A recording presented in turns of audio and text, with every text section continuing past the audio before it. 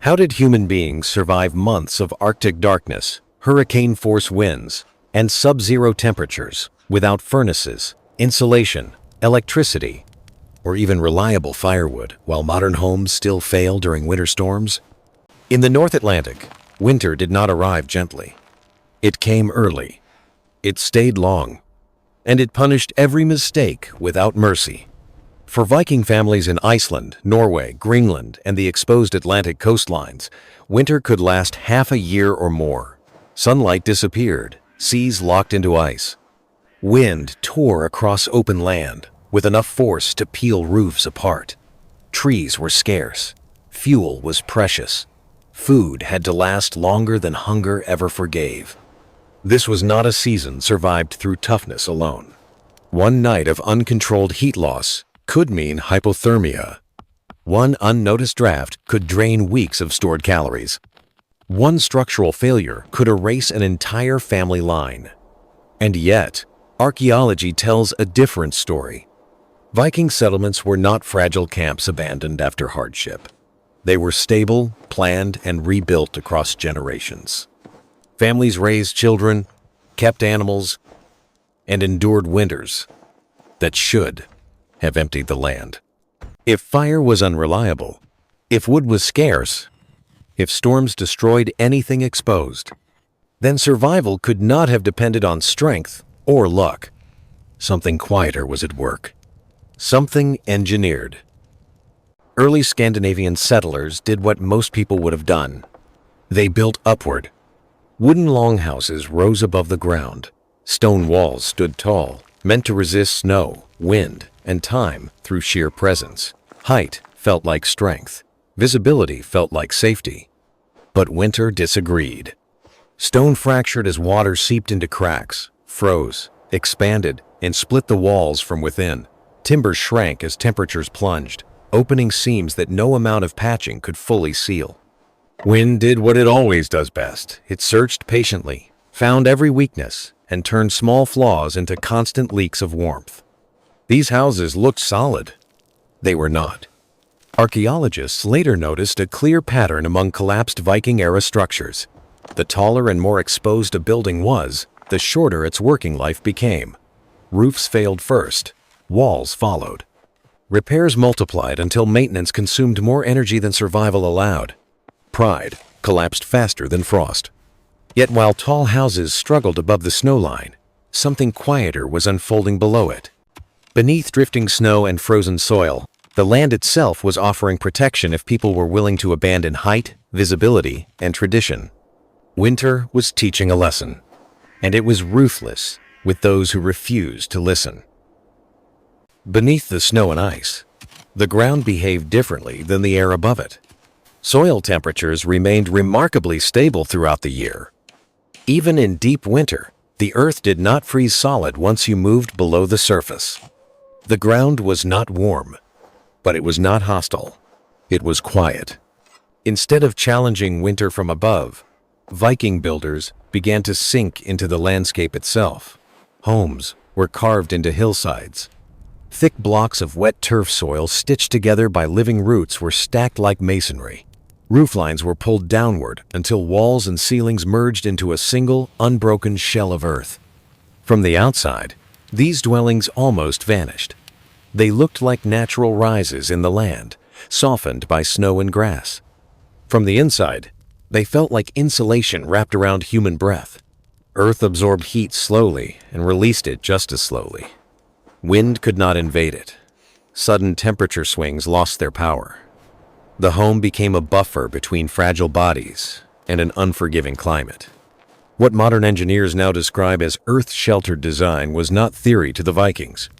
It was survival, learned one winter at a time. Winter did not stop testing them. It adapted. In Greenland and along exposed North Atlantic coastlines, wind reached a violence that even thick turf walls struggled to resist. Pressure-driven airflow forced cold through the smallest openings. One unnoticed draft was enough to drain an entire night's warmth before morning arrived. So the Vikings made a decision few cultures were willing to make. They went lower. Homes were dug 2 to 3 feet into frozen soil, sinking below the reach of the wind. Stone slabs lined the base, sealing out moisture and stabilizing the ground beneath. Low timber roofs were pressed down and buried beneath layers of sod and earth until the structure became part of the land itself. There was no standing doorway, only a narrow crawl tunnel, angled deliberately away from prevailing winds, forcing cold air to bend and slow before it could enter. Inside, something remarkable happened. Air stopped moving. And when air becomes still, heat stops escaping. In these spaces, survival was no longer a battle against winter. It was a negotiation, won through restraint, patience, and silence. Fire mattered, but fire was never the system. In much of the Viking world, wood was scarce and precious. Flames flared quickly, consumed fuel rapidly, and vanished just as fast. A fire could warm a room for an hour and leave it deadly cold by morning. So instead of chasing flames, Vikings learned to study heat itself. Hearths were lined with granite and soapstone dense materials, capable of absorbing vast amounts of energy. As fires burned, the stone quietly drank in warmth. When the flames collapsed into embers, the stones did not forget. They released heat slowly, hour after hour, carrying warmth deep into the night. Stone benches remained warm long after the fire was gone. Children slept pressed against them. Animals instinctively gathered near heated walls, conserving their own energy by borrowing stored warmth. Nothing about this was accidental. Fire was only the trigger. The real system was storage. By turning stone into a thermal battery, Viking homes continued to warm bodies even when fuel was gone. Survival no longer depended on keeping flames alive, it depended on remembering where heat had been placed. This was not luck. It was energy, managed with patience and intent.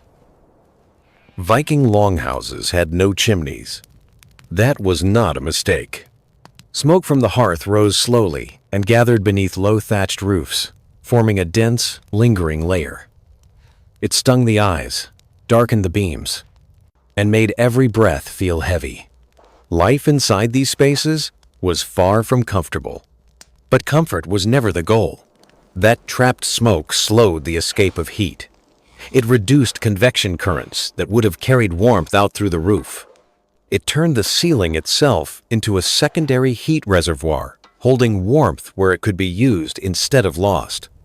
Beds were positioned with precision, low enough to avoid suffocation, high enough to remain within the warm envelope. Above, smoke accumulated and insulated. Below, bodies stayed alive. This was a calculated trade. Clean air was sacrificed to preserve heat. Visibility was exchanged for survival. The house became a layered system, where every breath, every beam, and every inch of height mattered. It was harsh. It was unpleasant. And in winter, it worked. Cold works slowly. Wind works immediately. Vikings learned this through loss. A calm, bitter night could be endured. A windy one could kill before dawn. Moving air stripped heat from skin, clothing, and walls faster than cold ever could. What many modern builders still forget, Viking families understood deeply. Temperature matters less than motion. So they engineered stillness. Entrances were no longer simple openings. Homes gained antechambers, early airlocks designed to break the power of the storm. An outer wooden door faced the wind. Behind it hung a heavy wool curtain, sealed along its edges with animal fat to stop air from slipping through. Between them formed something precious, a pocket of unmoving air. When the outer door closed, the violence of the storm ended. When the inner curtain sealed, warmth remained loyal to the room beyond. Heat did not have to fight the wind. The wind was never allowed inside. In these small, deliberate spaces, survival was won not by strength, but by control. Some Viking longhouses left archaeologists uneasy. The hearths were cold, yet the walls felt warm. The explanation was not mystery. It was patience. Soapstone veins were discovered embedded behind hearths and pressed deep into interior walls. Each evening, stones heated by the fire were carried by hand and set carefully into clay-lined cavities. As the flames faded, the structure itself took over, absorbing and holding what the fire had given. These walls remembered. Hours after the hearth went dark, rooms continued to radiate warmth. Heat returned slowly and evenly, without flame, without smoke, without sound.